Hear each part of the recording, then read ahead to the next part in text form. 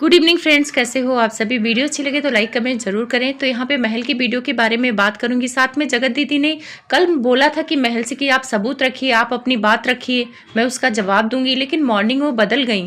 Morning वो बोल रही हैं कि मैं जवाब देना जरूरी नहीं समझती हूँ, जो मुझे ठीक लगेगा उसका जवाब दूंगी।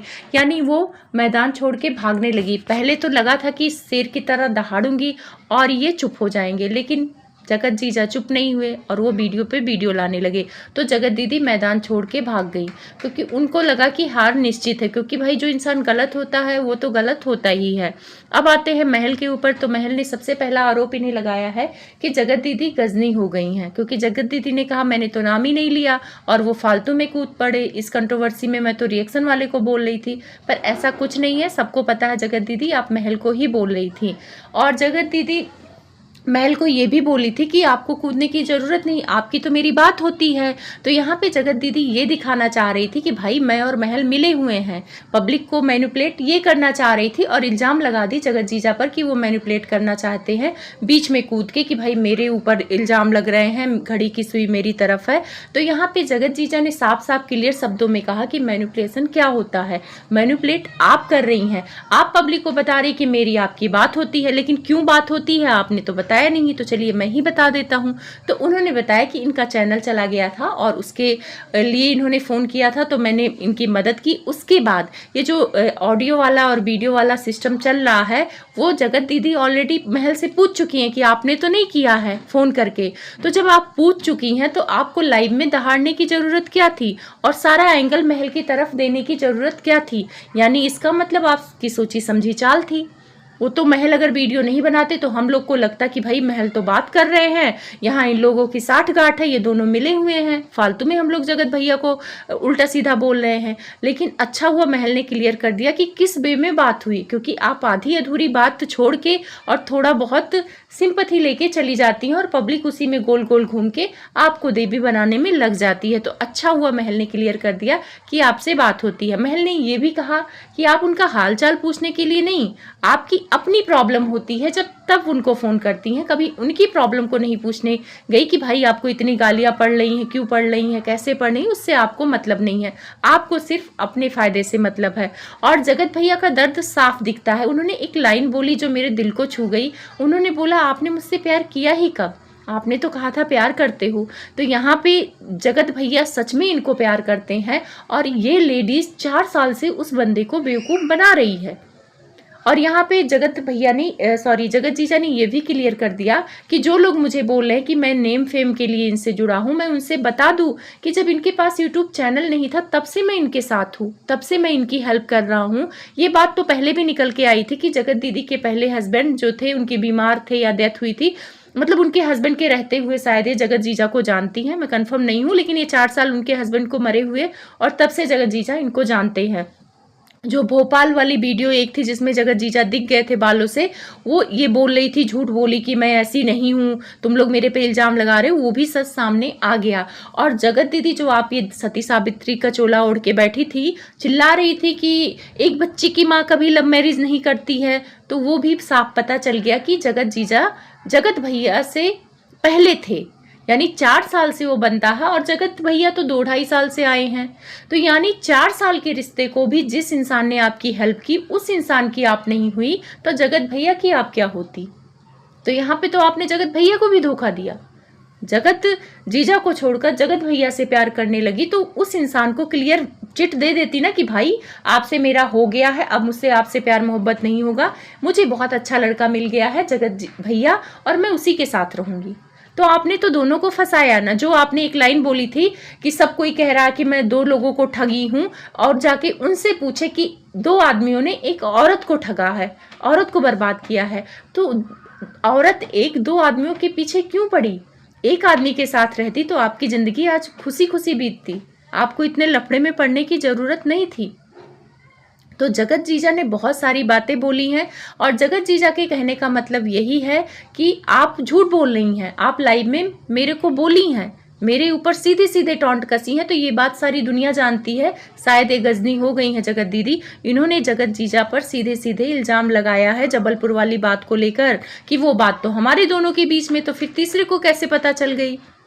तो जगत जीजा ने ये भी कहा कि उस वीडियो को बनाया ही क्यों गया है। तो जगत दीदी ने अपनी वीडियो में कहा था ब्लॉगिंग के लिए बनाया गया, तो जगत जीजा ने अपनी वीडियो में बोला है कि ब्लॉगिंग और उसका मुझे समझ में है, वो शॉर्ट वीडियो में बनाया गया था। और जगत जीजा ने भी यहाँ भी क्लियर किया कि भाई कोई बंदा अपना मजाक क्यों उड़वाएगा, उस वीडियो में मेरा मजाक बनाया गया था, मेरी फीलिंग के साथ खेला गया था। और ये भी कहा कि पुरुष पुरुष होता है, पुरुष बेचारा रो नहीं सकता है, मेरी जिंदगी बर्बाद हो गई है। ये जगत दीदी डिप्रेशन का खेल खेलती हैं, तो जगत जीजा ने भी बोला कि मुझे भी डिप्रेशन हुआ, मैं भी रात को सो नहीं पाता हूँ, 4 बजे सोता हूँ, 1 महीने मेरे साथ क्या हुआ, मेरे दोस्त ने इन सब चीज़ों से निकाला है। तो ये बात सच है कि आदमी रो नहीं सकता, और वो आदमी जो 4 साल इनके लिए बर्बाद कर दिया। और जगत जीजा ने एक बात बहुत अच्छी बोली कि जो इनको बोलते हैं फेमस के लिए, पैसे के लिए, ये सारी चीज़ें, जगत जीजा तो तब से खड़े हैं जब वो फेमस भी नहीं थी। और जगत जीजा ने कहा कि मैं अपना यूट्यूब चैनल दे दूंगा, सब कुछ दे दूंगा, लेकिन मेरा 4 साल वापस कर दे जो मैंने बर्बाद किए हैं इस औरत के पीछे। जगत दीदी की फैमिली को देखकर भी लगता है कि इनको कदर नहीं है चीजों की, रिश्तों की। जिस हिसाब से जगत जीजा का उस वीडियो में मजाक बनाया गया था, शायद ही कोई औरत करती, और वो भी अपने मंगेतर का। जगत जीजा ने सही बोला, कोई अपने मंगेतर का मजाक नहीं उड़ाता, इसका मतलब आप मुझसे प्यार नहीं करती थी। ये जगत भैया भी बोलते थे कि ये जगत भैया से भी बोलती थी कि मैं आपको बहुत प्यार करती हूँ, और जगत जीजा को भी बोलती थी कि बहुत प्यार करती हूँ। और शायद जगत जीजा अभी भी इनको चाहते हैं, अगर चाहते नहीं होते तो इतना सब कुछ हो जाने के बाद इनसे बात किए, इनको इनकी प्रॉब्लम को समझा, इनकी मदद किया। यहाँ तक जगत जीजा ने बताया कि इनका चैनल चला गया तो मैं अपना चैनल देने तक को तैयार हो गया। और जगत दीदी को एक चीज़ और बोला कि जगत दीदी ने बोला था ना कि मैं कमेंट ऑफ कर दूंगी, शायद मुझे आप लोग बहुत गलत कमेंट्स करो। तो जगत जीजा ने कहा कि ये मैनिपुलेट करना होता है कि भाई पब्लिक आप मुझे कुछ नहीं कह सकते हो। और जगत जीजा ने कहा मेरा कमेंट्स हमेशा ऑफ रहा, जनता की बात हमेशा मैंने सुनी है, गालियाँ खाई हैं तो गालियाँ सच में खाई हैं। और जगत जीजा ने कहा कि जो लोग फेमस का मुझे इल्ज़ाम लगाते हैं, फेमस की जगह उनकी वजह से हुआ हूँ, तो गालियाँ भी उनकी वजह से खाया हूँ, मेरी कोई गलती नहीं थी, फिर भी गालियाँ खाया हूँ। तो बहुत सारी चीज़ें जगत जीजा ने अपनी वीडियो में बोली। और उन्होंने कहा कि उनके मम्मी का उस दिन बर्थडे था कल, और जब ये सारी चीज़ें देखी तो उनको गुस्सा आया और उन्होंने बोलना शुरू किया। तो जगत जीजा ने बोला बहुत अच्छा किया, क्योंकि इनको सबक सिखाना बहुत ज़रूरी था, क्योंकि इनको कॉन्फिडेंस आ गया था कि जगत जीजा नहीं बोलेंगे। और जगत जीजा ने कहा कि मैनिपुलेशन देखो, ये वही बात मेरे को बोलकर फ़ोन वाला मेरे से बात की और बोली कि आप किसी के साथ शेयर मत करना, और आज सुबह की वीडियो में खुद बता रही हैं कि मैं आपसे बात करती हूँ, ये बात आप नहीं बोलेंगे, ये बात आपको नहीं पता है कि मैं आपको मैसेज और कॉल करती हूँ। मतलब इस औरत का लेवल देखो कि ये पब्लिक को बताना चाहती है कि भाई मैं तो बात करती हूँ, फिर भी ये बंदा वीडियो बना दिया, यानी ये बंदा मुझे बदनाम करना चाह रहा है।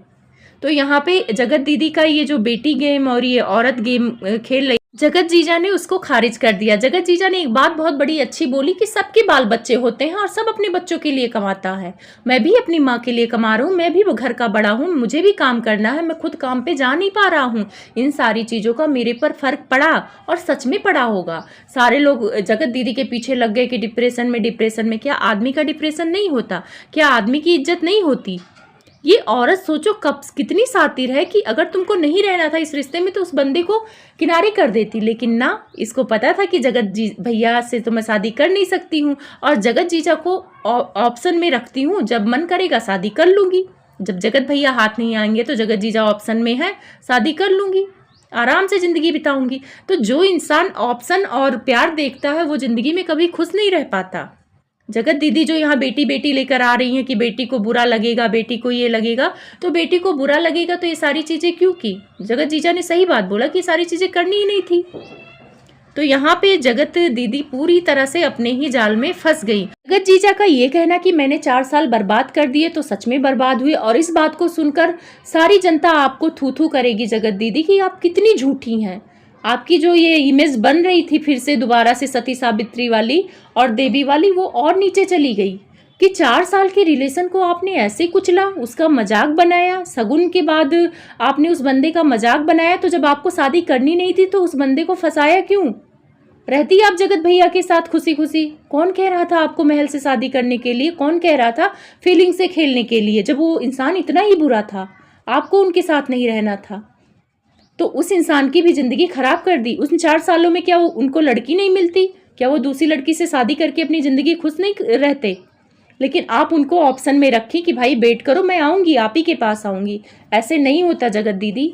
ये आप ब्लॉगर है, अपने आप को बोलती कि मैं ब्लॉगर हूँ, मैं फैमिली ब्लॉग दिखाती हूँ। ऐसे फैमिली ब्लॉग दिखाया जाता है। ये सिखाया जाता है कि भाई 4 साल के रिलेशन को कैसे कुचलो, कैसे उसका मजाक बनाओ, जब उसकी ज़रूरत हो तब उसको रखो। जगत जीजा ने यहाँ पे क्लियर कर दिया है कि इनके दुख सुख में वो हमेशा खड़े रहे, पर ये कभी नहीं खड़ी रही। तो ये बात तो सच है कि ये जगत जीजा के लिए कभी स्टैंड नहीं ली, उल्टा जगत भैया के लिए कल स्टैंड लेके चली गई। आप लोग को वीडियो कैसी लगी है कमेंट्स में जरूर